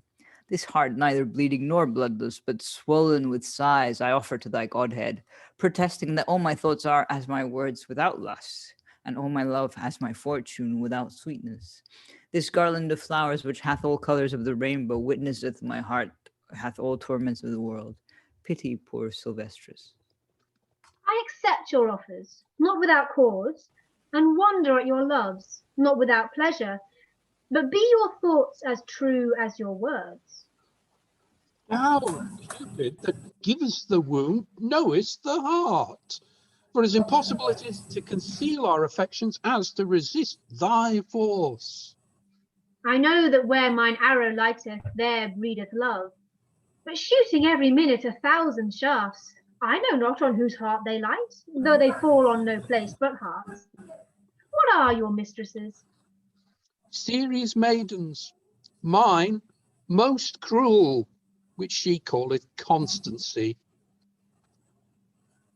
Mine most fair, but most proud. Mine most witty, but most wavering. Is the one cruel, the other coy, the third inconstant? Too cruel. Too coy. Too fickle. What do they think of Cupid? One saith he hath no eyes because he hits he knows not whom. The other, that he hath no ears to hear those that call.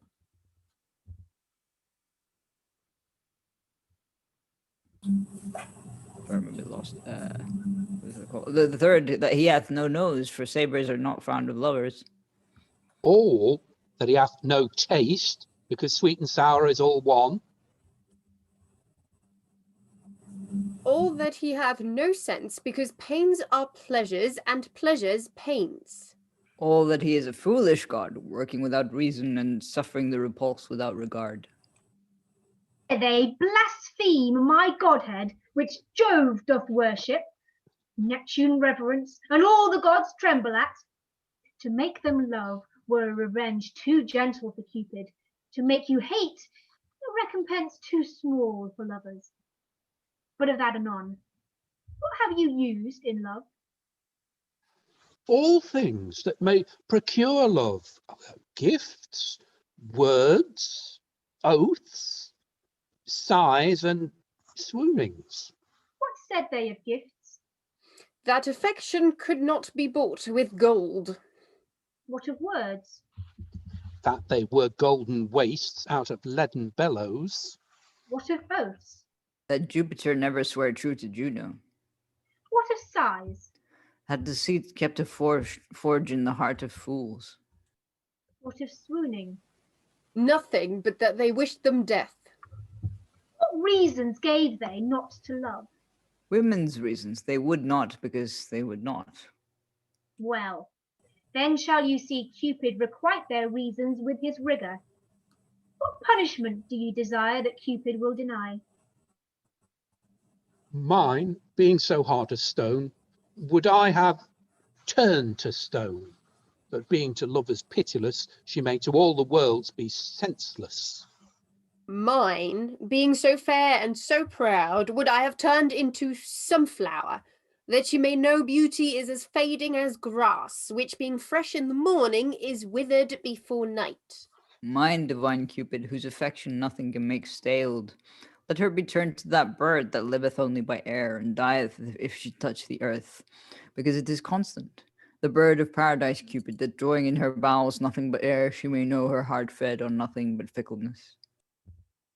Your revenges are reasonable, and shall be granted. Thou, Nysa, whose heart no tears could pierce, shall with continual waves be wasted. Instead of thy fair hair, shalt thou have green moss, thy face of flint, because thy heart is of marble, thine ears shall be holes for fishes, whose ears were more deaf than fishes. Thou, Celia, whom beauty made proud, shall have the fruit of beauty, that is, to fade whilst it is flourishing, and to blast before it is blown. Thy face, as fair as the damask rose, shall perish like the damask rose. The canker shall eat in the bud, and every little wind blow there from the stalk. And then shall men in the morning wear thee in their hats, and at night cast at their heels. Thou, Niobe, whom nothing can please, but that which most pleaseth Cupid, inconstancy, shall only breathe and suck air for food, and wear feathers for silk, being more wavering than air, and lighter than feathers. This will Cupid do. Therefore, when next you shall behold your lady, do but send a faithful sigh to Cupid, and there shall arise a thick mist, which Proserpine shall send, and in a moment you shall be revenged, and they changed. Cupid prove himself a great god, and they peevish girls. With what sacrifice shall we show ourselves thankful? Or how may we requite this benefit? You shall yearly at my temple offer true hearts, and hourly bestow all your wits in loving devices. Think all the time lost that is not spent in love. Let your oaths be without number, but not without truth. Your words full of alluring sweetness, but not of broad flattery. Your attires neat, but not womanish. Your gifts of more price for the fine device than the great value, and yet of such value that the device seem not beggarly, nor yourselves blockish. Be secret, that worketh miracles. Be constant, that bringeth secrecy. This is all Cupid doth command. Away! And to this we all willingly consent. Now, what resteth but revenge on them that have practised malice on us? Not mine be anything, seeing she will not be only mine.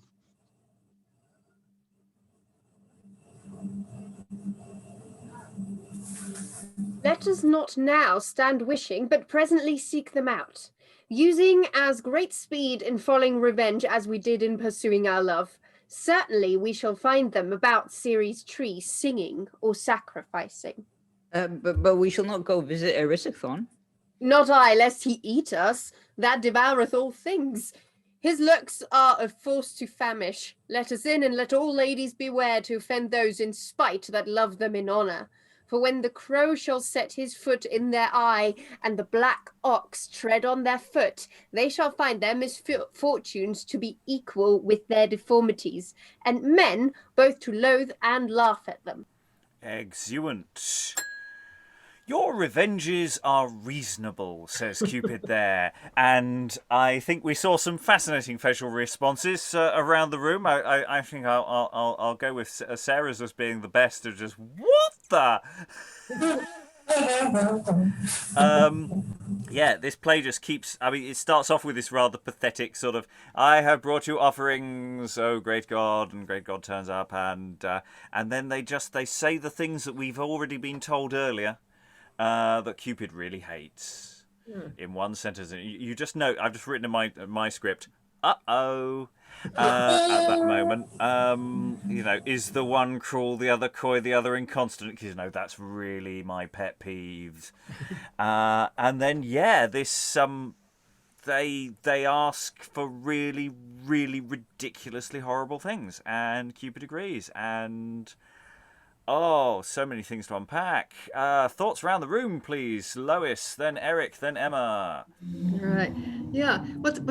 I can only assume that these punishments must be meant to be temporary, because otherwise they're totally self-defeating. I mean, they make the women unattainable, which was the whole problem in the first place. I know these are three involent incels. I guess it's like these horrible guys on the internet, but it just seems absurd. And then what's the point of Cupid giving them this advice about how to behave as lovers? I mean, who are they supposed to be behaving like that around? Who's next? Eric? I was just going to say that, up to some point, I thought that Sylvestris was the sort of, okay, not terrible one, but not the worst one either. Not the best one either. And then it's he just took a dive with that whole sort of, I want her to be transformed into a bird of paradise that eats nothing, and sort of, it just sort of went down. That really says something about his expectation. I want a woman who lives on air. That's it. That's that. Yeah, Emma. Yeah, earlier I was trying to give the three men the benefit of the doubt because I thought, let's try and make a nice romance out of this and maybe have a happy ending. But they're really not doing themselves any favors at all here. And also Cupid was quite fun in this because in the previous scene he's kind of turned to this almost like sage kind of figure, but no, he's right back where he was. If people are not flattering him, if people say he's blind and deaf and not doing a very good job, he doesn't like that at all. He's very childish and he's gone back to his naughty, nasty punishments. Yes. Other thoughts? A leaky then, Sarah. So the three lovers have names that I think have something to do with what they are. Montanus is presumably to do with mountains. Sylvestris is to do with the woods. I don't know what Ramis means, but I would go with, I would guess river or something. And I wonder if the punishments that they seek have something to, for their women folk, have something to do with that as well. Because there's something very elemental about them. You will become stone, you will be of the air. And I forget what the middle one is, sorry. Sarah, then Stephen. Yeah, I wanted to pick up on what Lois said about it being self-defeating.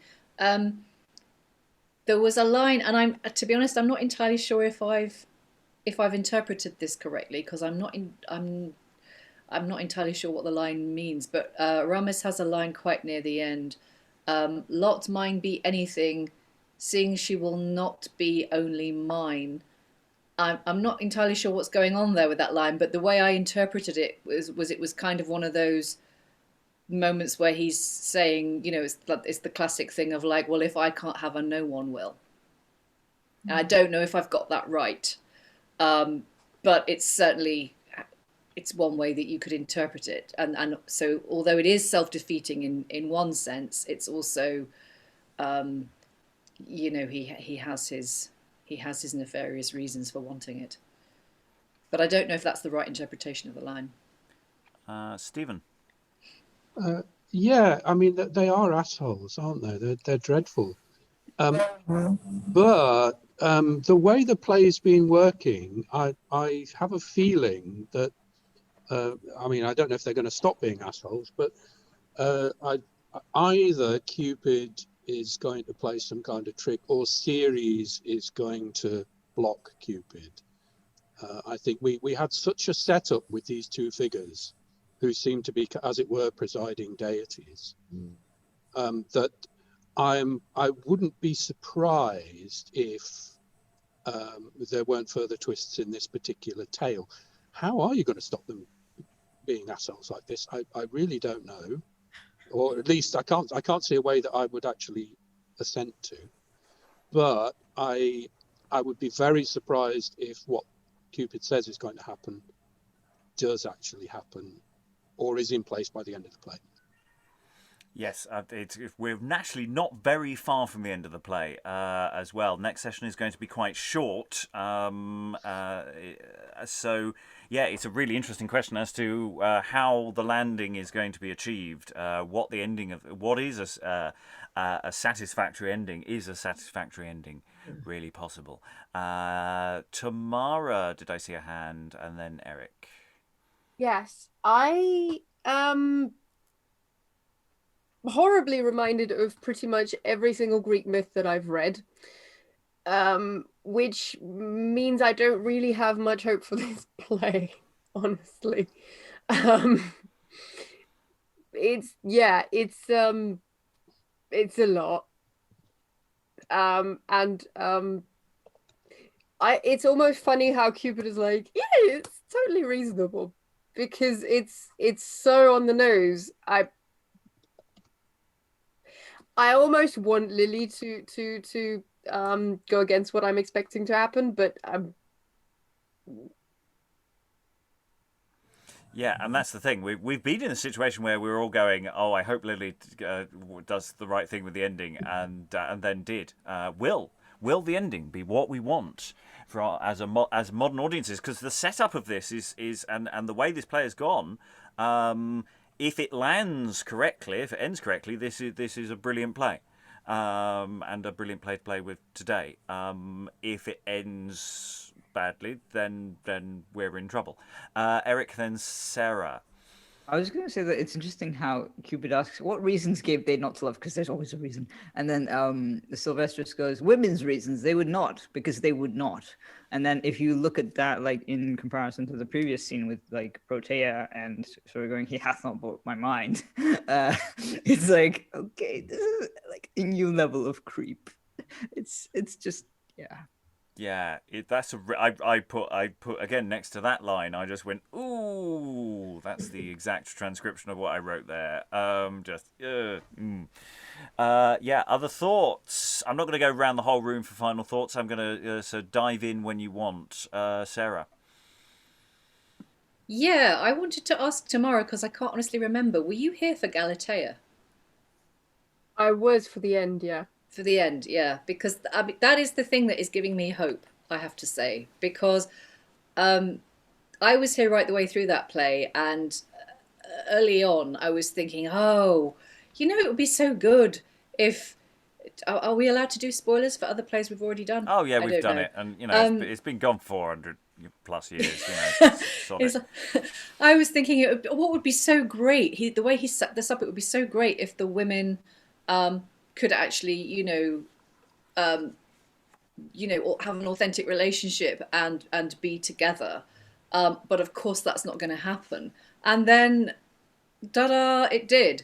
So I am really hoping that Lyly is going to come through for us again here, actually. Although having said that, he didn't entirely come through for us in Galatea. And so I'm wondering if maybe one of these stories, because we've got like two parallel lines, haven't we? We've got this happening in the mythical world, and then we've got Protea in the real world, and I'm wondering if everybody's gonna come out of this happily, or maybe some people are and some people aren't. I mean, if these three boys don't get their mythological comeuppance, I'm going to be extremely unhappy. But then on the other hand, it's like, well, which story is more the story I'm more invested in, even though bizarrely, because she's only been in one scene, the story I'm more emotionally invested in is the Protea story. So I don't know whether everyone's going to get a happy ending, but I'm really pinning my hopes on Lyly coming through like he did in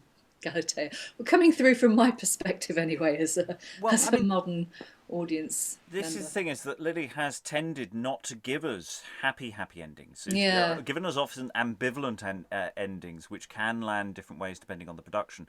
So, I mean, in a sense, that's my hope, is that this is going to be really awkward and compromised in way that we can actually deal with in a production and do something with. If it lands very heavily one way or the other, it might not land at all. Alan, then Aliki, then Helen. I must admit, 2/3 of the way through the play, and I'm confused. We know who Lyly wrote this for in terms of who was doing the playing. It's the Boys' Company, St Paul's Boys. What I've not got my head round is who their target audience were. Well, those who have an interest in watching boys. Which sounds fairly creepy. Well, it does a bit. Yeah. There is a genre here of this sort of pastoral, twee, cutesy kind of thing, but with this rather bitter pills being snuck in underneath. Also, potentially people who are really interested in satire. I don't think we need to worry too much about the audience in that sense. I think you're absolutely right. It's a different audience than if you're playing to a big outdoor theatre style audience.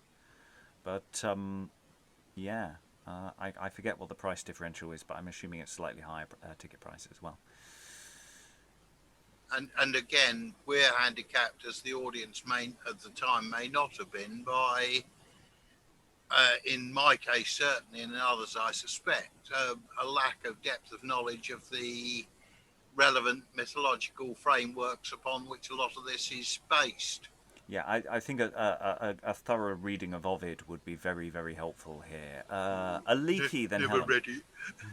That's a really nice segue for me into saying that the only bit that I can find that is solidly mythologically sourced is the story of Erysichthon and his daughter, who has a different name in myth. He cuts down a sacred grove. He cuts down particularly he himself a sacred tree, in the course of which the nymph inhabiting it dies. He is punished by being cursed by Demeter, Ceres, with hunger. And he sells his daughter to a merchant, and I have looked ahead, and the next thing that happens is the next thing that happens too. So, hey, I mean, that's bang on mythology. So presumably the reason that he doesn't kind of go into that, oh yes, she used to be Neptune's girlfriend, is that everybody knows that Erysichthon's daughter used to be Neptune's girlfriend. Helen. Yeah, my take on this to an extent is to think about who was actually acting this. And if you think of the lads as being played by 14-year-olds, effectively playing themselves totally at sea when faced with much more emotionally mature girls of the same age. I mean, I'm not trying to excuse behavior which is not excusable, but I do understand it. It's really the framing of where the play is placing them, right? You know, in terms of the characterization, they're entirely believable. I mean, that's why we've been talking about here about it's very much like the worst aspects of the internet. You know, and talking about incels and these things. And I have to say that at the moment is really where I'm thinking about this play as a next step, is actually not necessarily a production, but a series of web pages as a way of interacting with this play, because actually I think it progresses remarkably well. In that way, as another way of engaging with the text. I mean, we don't have to be talking about these always as productions. These can be produced as different artifacts, which also frame the material in very specific ways, so that we can throw in modern spins. Lois, I think I saw hands earlier. Yeah, well, I was thinking that there is that one speech which seems to be, you know, let women, that women are going to learn, you know, that they shouldn't be hard-hearted when men love them. They should always succumb. And that sounds like something being played out at women in the audience.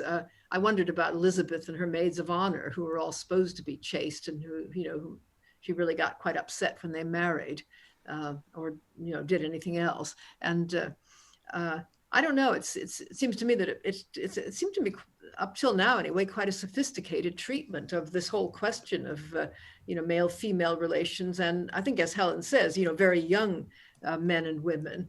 But who knows where it's going to go? I mean, so far I think it's a terrific play, but my opinion may plummet depending on what happens next.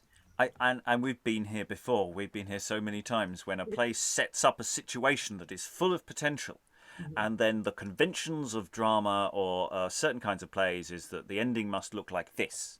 And having sent up and played with things in an intelligent way, but then maybe heading towards a conventional ending, we hit the curse of the final session, when everything lands with this almighty thunk. And we go, right, well, how do we end this play? So we don't know. We won't know until tomorrow. Any final thoughts from the room? Anyone want to throw in that hasn't thrown any thoughts in? I think we've gone round most people naturally. But if you haven't, speak now or forever hold your peace. No, everybody's. I think the room has really trodden this really well. We didn't know where it was going. We thought we knew where it was going at the first scene, and then it threw us a curveball, and then it threw us another curveball.